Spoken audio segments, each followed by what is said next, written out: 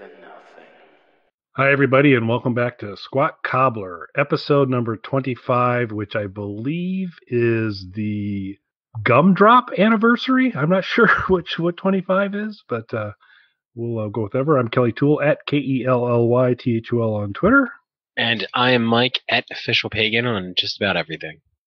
Gumdrop anniversary? I don't know what 25 is. I had several other ideas that I was going to throw out that it might be, but I felt they were wildly inappropriate, so I went with gumdrop. But I think it's well, we do try and keep this show clean, so I appreciate that you went with gumdrop over like necrophilia anniversary or something like that. That's right. Yeah, it's that inner strength that I present, and I appreciate that. It's because you're my moral compass, Mike, and so I really appreciate your guidance in such things. I'm gonna make business cards that say Sherpa of morality. That's a great business card, a great band name, and I think you need to do that. That's excellent. And I think Sherpa of morality will be the title of this episode. And so that simplifies the blog post, so thank you for that. I'll go ahead and get us started for this week. Mine's going to be a fairly quick recommendation. Mike, how familiar are you with a comedian named Mike Birbiglia? I know who he is. I'm not super familiar with his material, though. Well, like you know, Mike tends to work clean.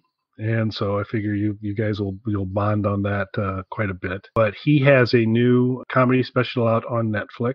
He tends to roll one out about once a year.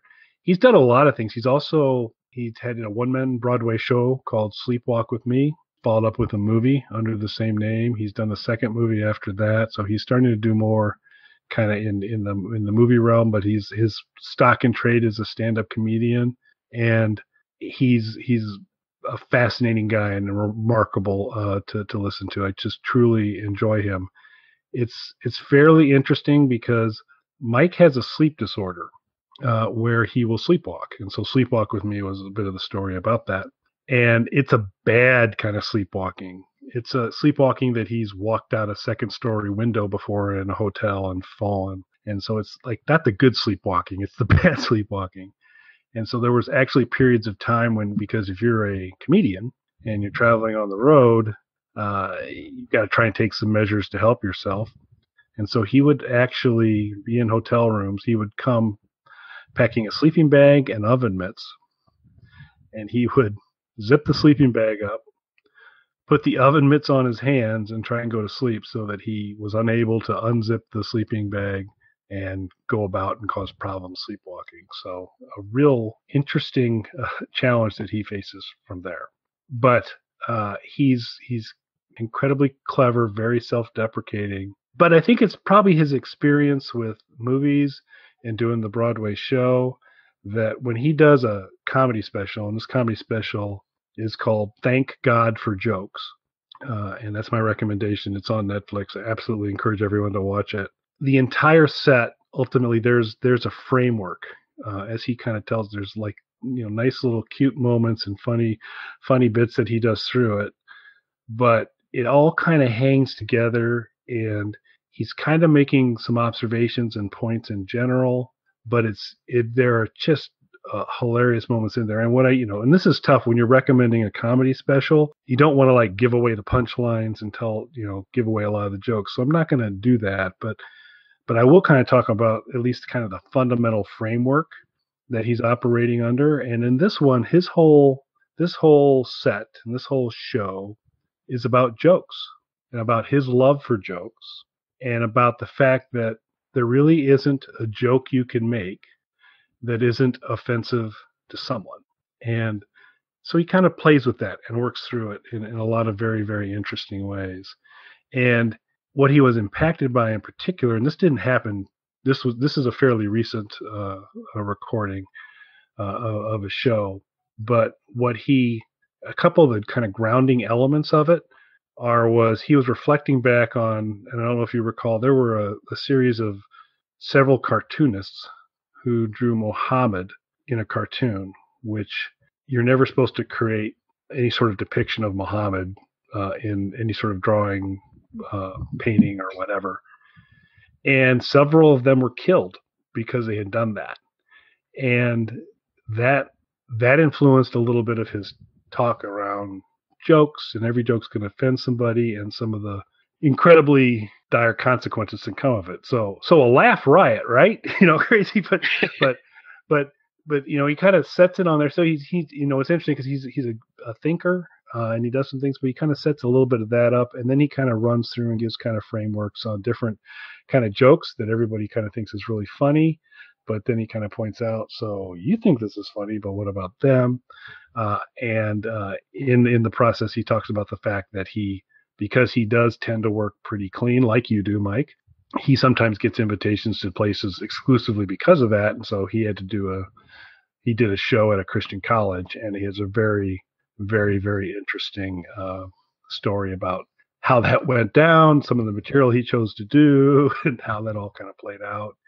And it's a very strange show because this doesn't spoil much because you'll see it right at the very beginning. But as the show starts, there's this videotape of Jimmy Kimmel introducing Mike Birbiglia to what was the Gotham Awards. And this was some award show in New York that was actually done a couple years before this show, where Mike was the host. And so you get Jimmy Kimmel kind of talking about it, and then he kind of comes out. And a lot of the setup with Jimmy at the beginning is Mike told a joke at that show that had some consequences. And you get to it by the end of the show. He keeps teasing it, and he does a really interesting job to it. But you get to it kind of at the end. And so he is one of the truly funniest people I have I like to watch comedians on Netflix. I've always just totally loved anything that he's done. I'm also a huge Bill Burr fan, who's kind of the anti-Birbiglia. He's a Philly guy, and he's hardcore, and he's in your face, where Mike's a little bit different. And both he and Mike have recently put out new specials. And while I love both of them dearly, I really felt this one of the two, as I was kind of looking, what am I going to recommend? I go, the Bill Burr one was kind of nice. It was good. There were moments, and it was Bill, and it was great on there. This is a really enjoyable watch. And it's this nice combination of intellect, interplay with the audience, humor, and some points he's trying to make. And so for this week, I'm recommending Mike Birbiglia's Thank God for Jokes. It's available on Netflix. And after you watch it, you'll probably find a few other Mike Birbiglia ones out there. And I checked those out as well. So that's my recommendation for this week. Well, it's definitely an interesting recommendation. And you said that he works clean? Yeah, he does 90% of the time. His there's one time when he didn't work clean, involved the Muppets, and so that's an interesting moment in the story. And so, but by and large, he does. Yeah, I mean, you'll occasionally, but he's the show is not peppered with expletives and all that, but it's not.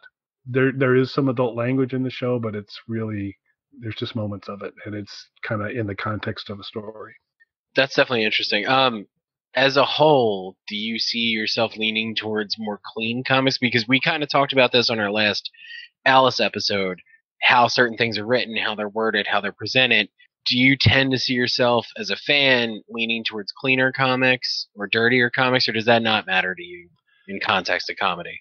It doesn't matter a lot to me. So Bill Burr, who I mentioned earlier, a lot edgier, a lot rougher on some things. I really like Bill Burr quite a bit. He would not be depicted as someone who works clean, I don't think, but I kind of enjoy him equally with Mike Birbiglia, but it's a different style. And just kind of going through communities. I mean, I like it kind of unraveled quickly, but early Sam Kinison I loved a lot. I thought that was good, and then he got a little weird towards the end from there. Never liked Andrew Dice Clay ever, except maybe his first nursery rhyme. But I don't have a strong preference one way or another. You just got to be good. Yeah, I think that's you kind of hit it with that. I think what matters is the quality of the material. The only time that it's ever really come into play for me is because I like watching comedy, and I'm a huge fan of comedy albums. When I was a kid growing up, my grandparents had tons of comedy records, from like really mainstream, clean kind of stuff to like Red Fox records and stuff like that. And I listened to it all. And The only comedian that I never ever liked was Bill Cosby. And the thing that always bothered me about him is he made it such a huge point in his acts multiple times in different comedy specials on different albums to talk about how morally superior he was for remaining relatively clean. I don't know if you heard, but Bill Cosby probably shouldn't have been taking the moral high ground on anything.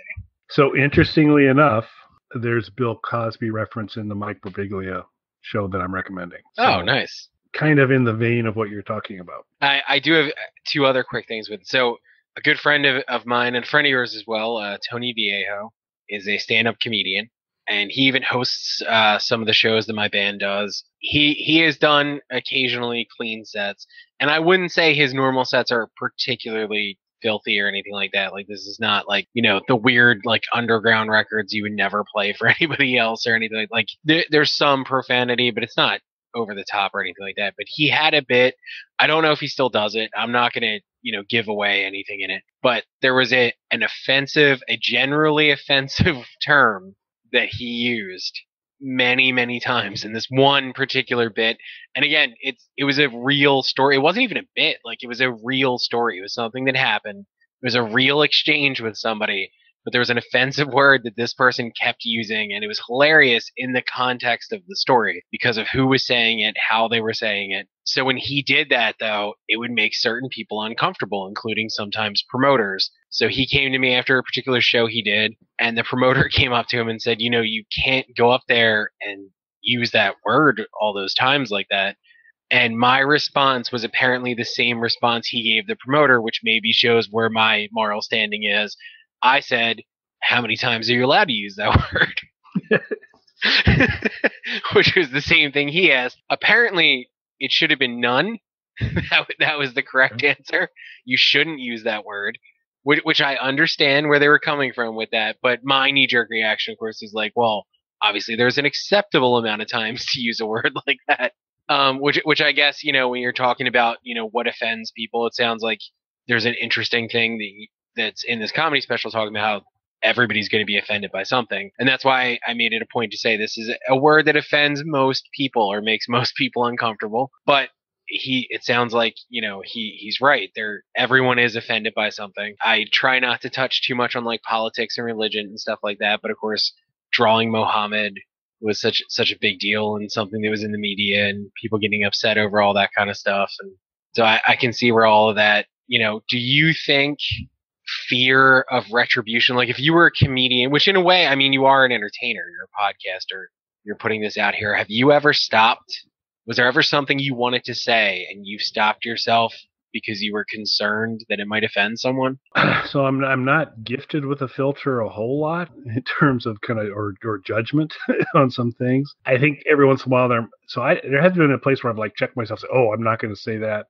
Every once in a while, depending on, and we've been on, tons of different things, done a lot of different. Every once in a while, you might start to kind of call into some territory. You're like, I don't know how much I want to play in there. But, we did do a Snark Alec radio reunion intimating that the Pope was our biggest fan. So I think that stands by itself to kind of say where the judgment falls on some of that. And so, while you have, and shockingly, you've not shared the word that Tony used that caused the issue. I have a hunch on what that word is. I feel like you could guess it. Yeah, if you like, there's a really minimal number of words I think you could guess that I wouldn't repeat on the show that are generally offensive. I'm sure you have it narrowed down to 2 or 3, and it's one of those. I assure you. Yeah. Yeah, and this is a shame because, and I'm only speculating at this point in time. You've got a tour coming up with Pagan, and you've got an awesome tour name, which is Drones and Blowjobs. Yeah, which is great. So there you go, catchy, going to get a lot of attention. Contemporary, very very good. The drone part is contemporary. I feel like blowjobs have been around for a while, Kelly. Yeah, so I made that distinction. But had you, so maybe the next tour, I want to give you a gift today, which is to give you your next tour name, which will signal to you also what I think the word is, and I have wanted, if I were to form a band, there's a very, very good chance this is the name that I would want to use, mostly because I think it would just be irritating to people. And the name of that band would be Rhymes with Bunt. So that is not the word. Oh, so it's the other one you're thinking of. Okay. But yeah, no, and so it's interesting that you mentioned that word because we have used that word quite a bit, and I guess I don't know why. To me, that doesn't seem as offensive as it is to some people. It does. First of all, I'd like to point out there are many words that rhyme with bunt. So that's true. But I feel like everybody's on the same page here. I wouldn't say I use that word often, but in the few times that I feel like we've used it, whether it was on stage or whatever the situation was, I do find people do sometimes get what I think is disproportionately offended by that word.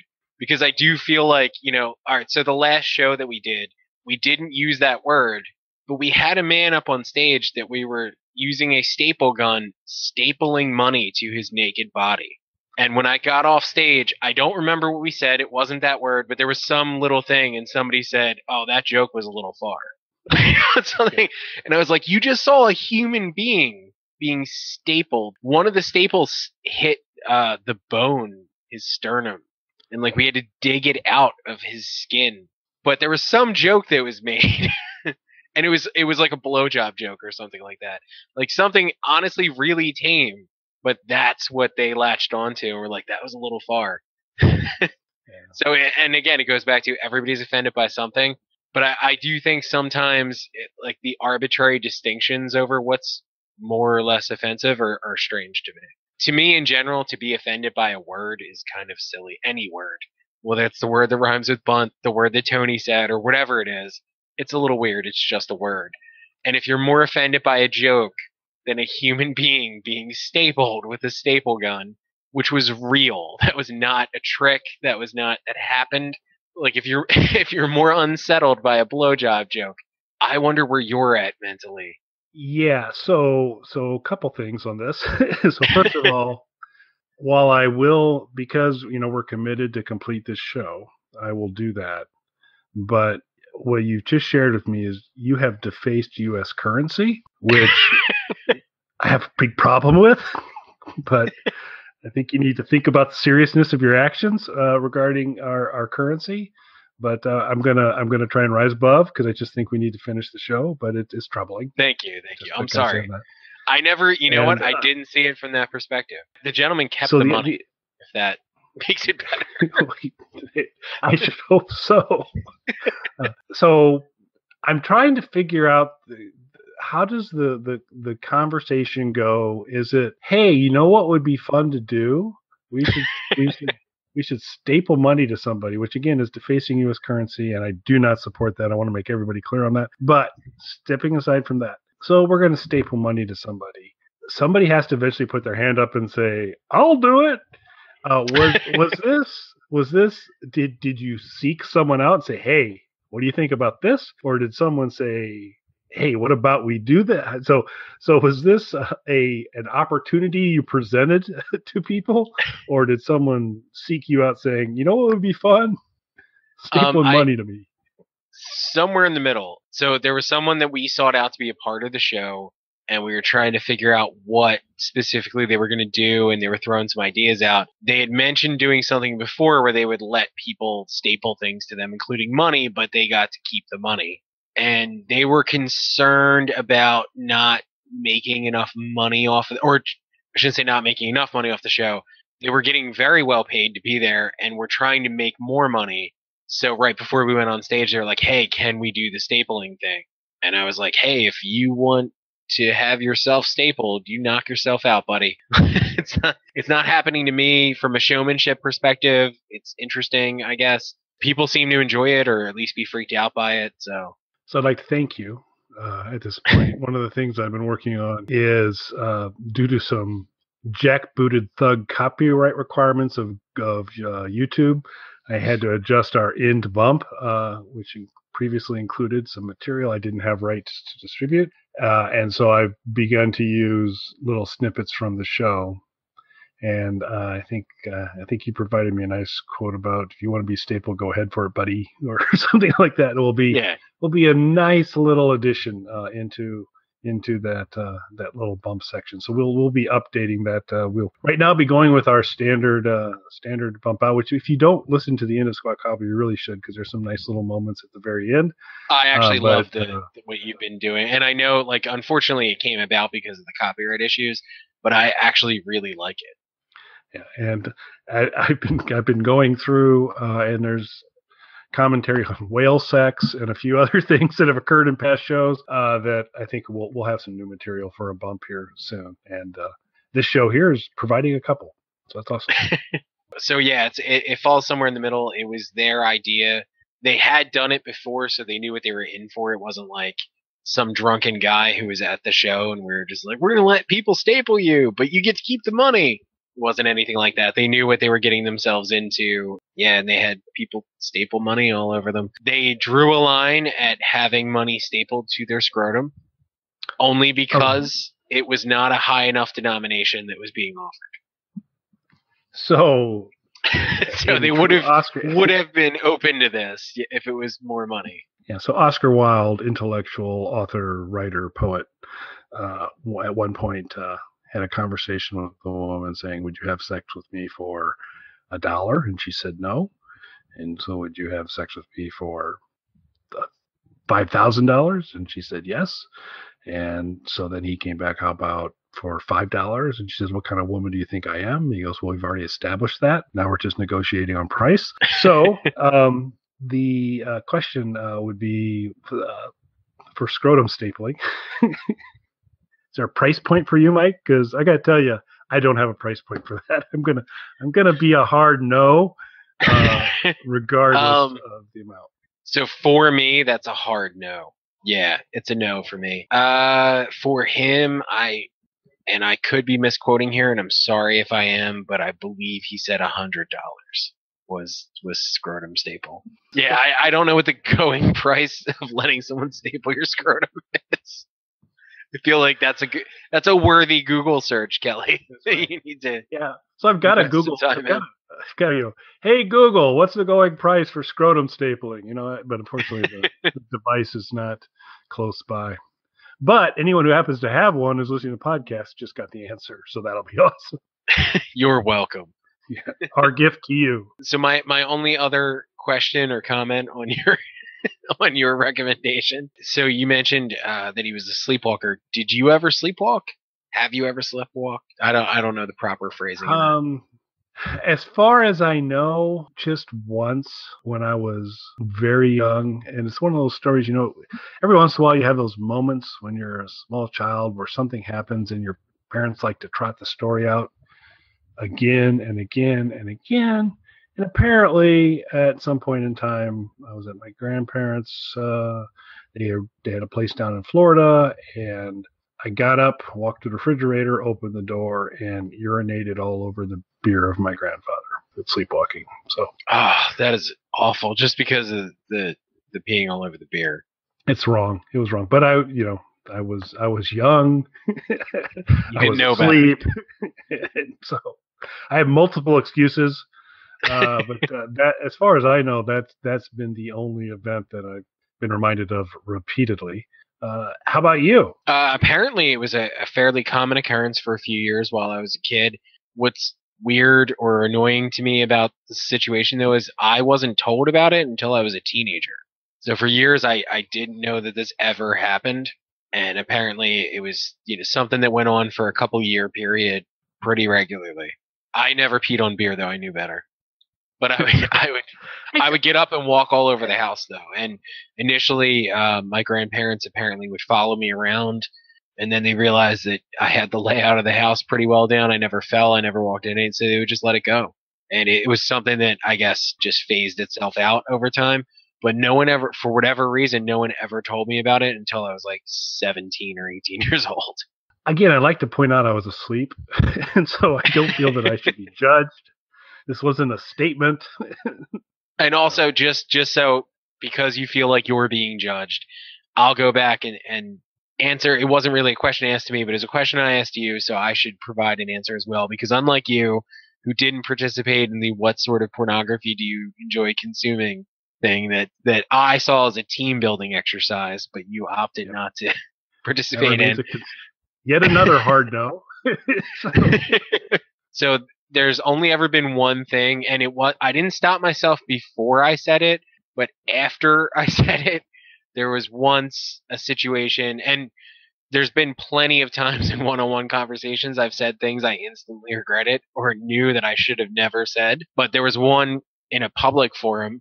I was doing a podcast with our friend Christian, and we had a lengthy discussion about the etiquette or the moral standing of sex with robots. And it went really deeply into strange territory. And afterwards, I was just like, we shouldn't have said any of that. And it went out unexpunged in any sort of way. It went out, but because we definitely, I know we both were, even during it, openly questioning whether we should have been saying anything that we were saying, if we should never air that episode. But, we don't have better judgment, so we let it go out. So here's a tip for Christian and you in the future, okay? The next time both of you have a question on whether something is a good idea, it's not a good idea. Yeah. Well, here's the thing for anyone who because Social Sins will be coming back. We had to take a break because of circumstances that were outside of our control at the time. But Social Sins is coming back. This was an episode of Social Sins, so it'll be back up soon. There are actually unaired segments and at least one entire episode of Social Sins that we could not in good conscience put out. So imagine that. What happened? We don't even speak about the unaired episode anymore. So imagine what happened there. I can't. It is beyond me because I know there's still some bitterness with Christian around some editing that I might have done. Was that what was that? Was that the first Squawk? What do we have? That was the very first Squawk Cobbler. Yeah, Christian was the first guest on Squawk Cobbler. He felt censored by me, accurately so. and that was it was like the first Squawk Cobbler had a disclaimer, and then we were disclaimer free for a while. Golden years, as I like to call them. Then, golden years. And somebody had to talk about Scooby-Doo. Hey, at least you didn't get the sex with robots conversation. And it's not, the issue wasn't sex with robots. The issue was particularly built around, do you remember the show Small Wonder? No, I don't. It was a show about a kid who had like a robot friend / sister type character in his life whose parents or father specifically, I believe, built this robot girl for him to be his sister or friend or whatever. So we were talking about if you got a Small Wonder sized, like a robot that looked like a kid when you were a kid, and you and that robot remained a couple, let's say.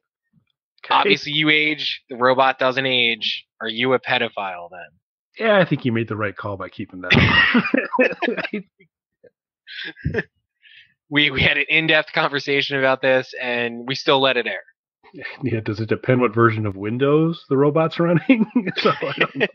Well, my take, and I think Christian and I came down on the same side of this, for anyone who's interested, because I believe it's not currently available until we start up the podcast again. If you got a robot that looks unusually young as an adult, that's inappropriate. If you had that robot when it was age appropriate and you still have it, you obviously aged and the robot didn't. That's a different circumstance. Okay. So it becomes about the age appropriateness of when you acquired your fuck robot.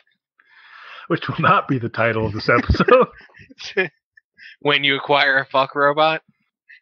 Yes, that will sounds like the darkest instruction manual ever. You can see those 1950s document, the little public service announcements. When you acquire a fuck robot, Billy is good choice, Billy. So now that so this was going to be this was going to be the short episode that we were going to do. Call it Drawing Mohammed and see. Yeah, See if no. that affects the listeners. Third hard no of the show, right there. You could call it hard no, since that's also Hard. repeating things. Yeah, I think that's a candidate. As I go back and do the editing, which will be significant for this episode. How much fuck robot is going to stay in the episode? Well, we need to earn our explicit tag, so I think that's fair. And I think it was a good moral lesson to say that even Christian and I both believe your fuck robots need to be age appropriate in appearance. As the moral compasses to the universe that you both are. True.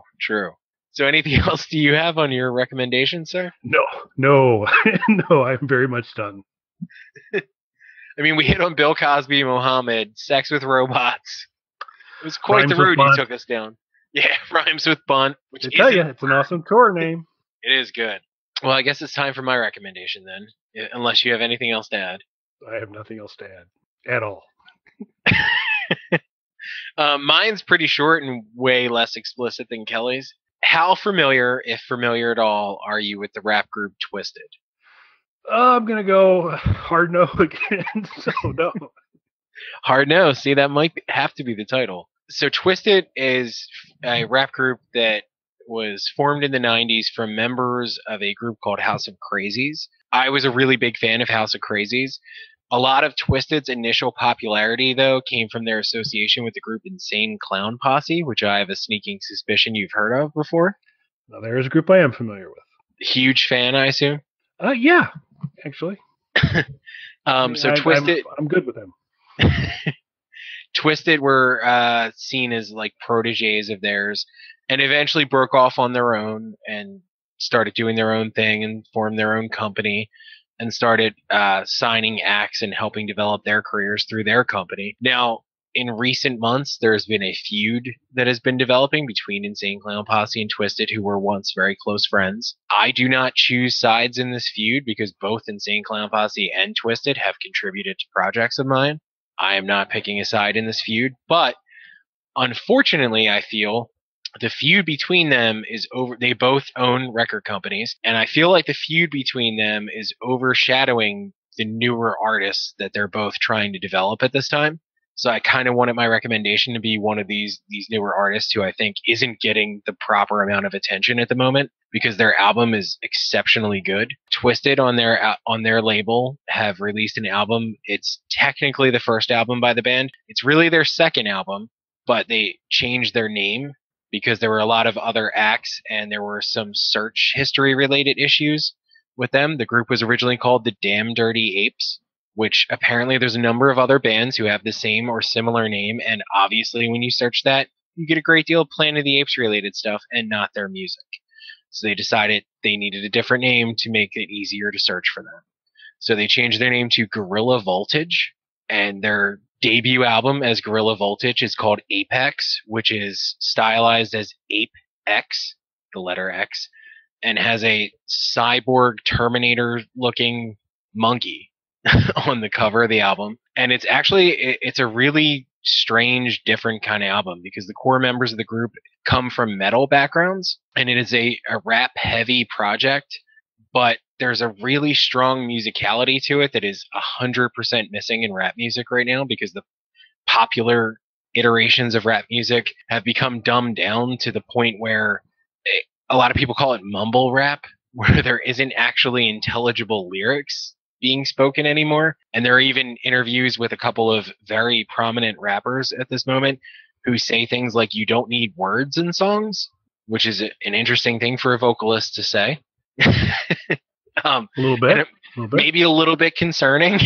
So it's incredibly refreshing to hear something that not only is really well put together and well crafted, but has a really strong musical pedigree. The music on this is actual constructed songs because they come from band backgrounds. It's not just a looped beat as we hear so often on rap music right now. And I'm a huge fan of rap music, so I'm incredibly disappointed in the majority of what's being released at the moment. So this was a really interesting and refreshing album to hear that actually sounds completely different than anything else that's out.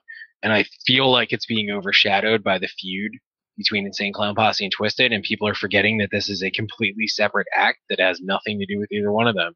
So I feel like people should go and check that out. I have a digital copy of it right now, and I'm hoping that they release it on vinyl because I would love to have this on vinyl. So speaking of search results, Nurture and Support, our sister podcast, our twin, our evil. We're the podcast with the goatee. We're the evil podcast, and Nurture and Support's the good podcast.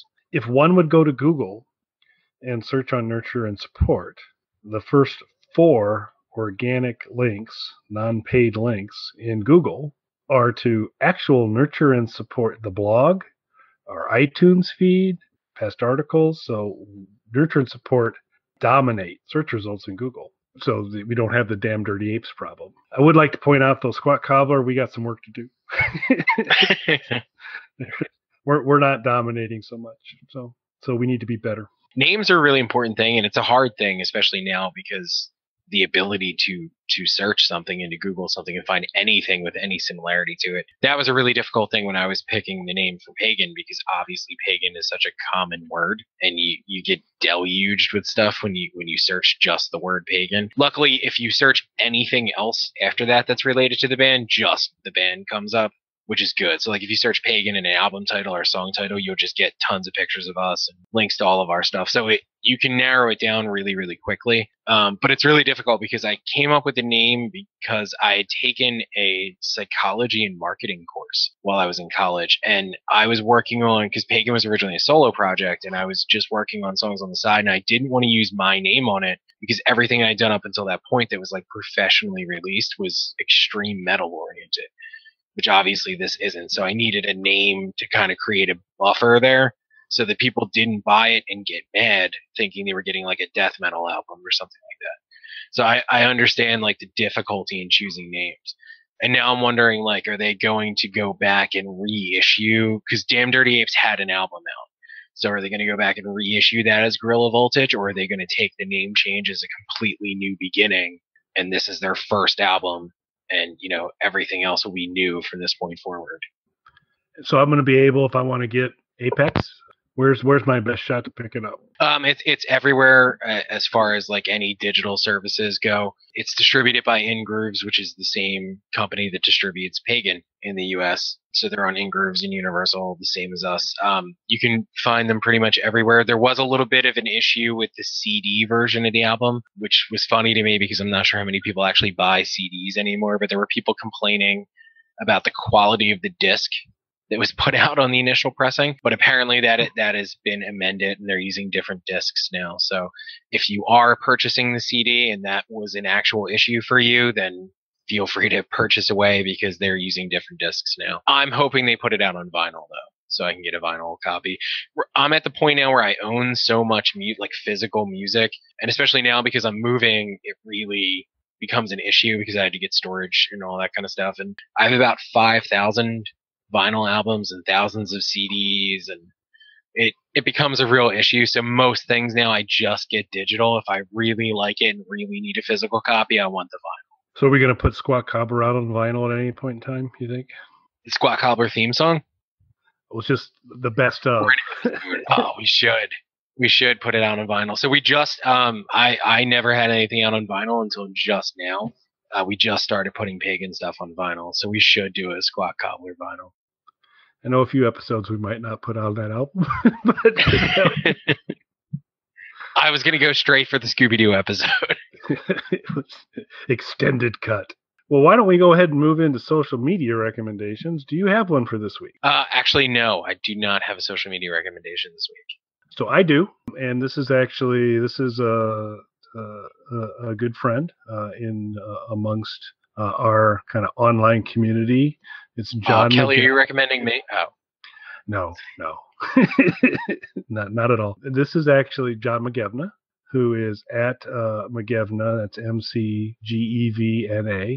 John and his Mike's side piece, Helena, have been connected to a bunch of our stuff forever, whether it was Snarkalic Radio. They were big Nurture and Support backers. They've been on the show multiple times.